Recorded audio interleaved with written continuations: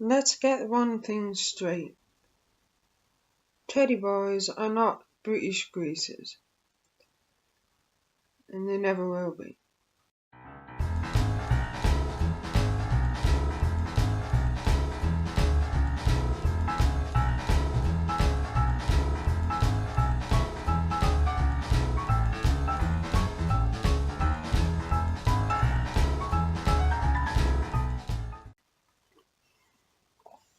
So, now and again I keep seeing comments on your American greasers, or people's put a picture of an American greaser up and calling them a teddy boy. Or I've had somebody that have seen a picture of a teddy boy and called them a greaser. They look completely different. Your teddy boy and your greaser are not the same subculture from a different country. Yes, they have a few things in common. The hair, for example, you'll find that your teddy boy and your greaser style of hair in a very similar way. Obviously, they both do the hair in your pompadour style, your elephant's trunk. And the other thing that they probably have in common is the fact that they were both popular subcultures in their own country. That is it. Your teddy boy, their style is based around the Edwardian era dress. So if you were to compare them to any subculture from America, it would be the zoot suits. As far as your British version of your greasers, they are more like your leather boys or your rockers or your ton-ups, whatever you want to call them. So I'm going to get into a bit more detail and explain the differences between a teddy boy and a greaser before I wrap somebody's neck round a lamppost when they try to tell me that a greaser is a teddy boy. So if you don't want to end up in A&E, please keep watching. Let's start with the first obvious difference between your teddy boys and your greasers. The difference is obvious. The teddy boys are known for wearing the suits, so you will not find a teddy boy wearing a leather jacket, or very rarely would you ever see a true teddy boy wearing a leather jacket.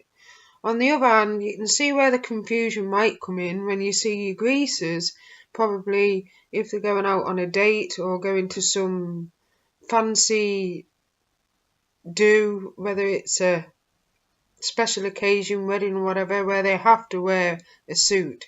And yes, they may look like a teddy boy. Your greasers are more likely to wear your two-tone shoes and your more classy brogues, smarter looking shoes in my opinion, whereas your teddy boys are more likely to be wearing the beetle crushers or the creepers. Teddy boys was the first subculture that was self-styled, and just like your greasers, the subculture started in the late 40s, early 50s. They were the first subculture of rebel teenagers. Now, the teddy boy subculture never died out. It was still around even 30 years on, and then come the late 70s, subculture, the rock and roll subculture had like a revival, and it made the teddy boys a bit more popular again. The second generation took on a look influenced by Vivienne Westwood and Malcolm McLaren, and they promoted this look in their shop Let It Rock. This ended up taking on a different style. It took on a bit more of the 1950s look, but it just meant the colours were brighter.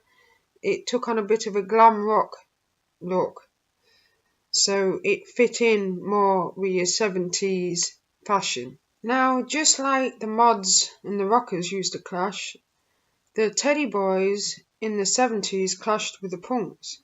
And this is because the media gave the punks more publicity with them being the new kids on the block, and the Teddy Boys, even though they've been around since the 50s, wanted a bit more publicity. So what better way to cause chaos than picking a fight with the more popular subculture at the time?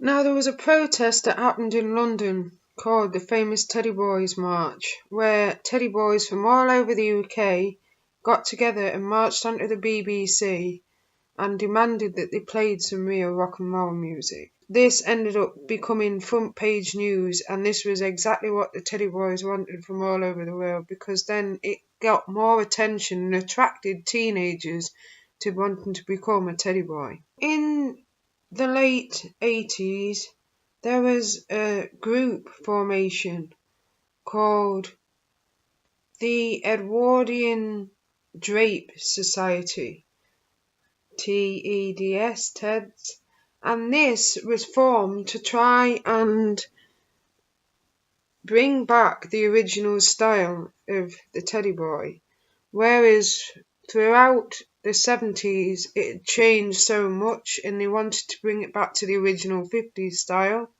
and this is where the group formed to try and recreate the style as it would have been and bring it back to more the 50s.